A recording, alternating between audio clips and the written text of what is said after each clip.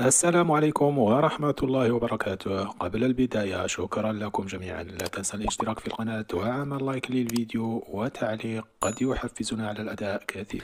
موعد مباريات الدوري الإسباني الدرجة الأولى من الجولة الثامنة عشرة. فالنسيا يواجه ديبورتيفو ألافيس الأحد زوالا.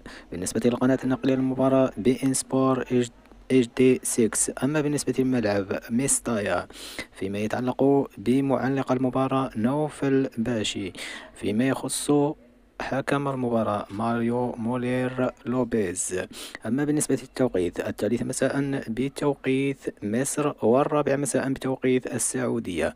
وهذه باقي القنوات الناقلة للمباراة.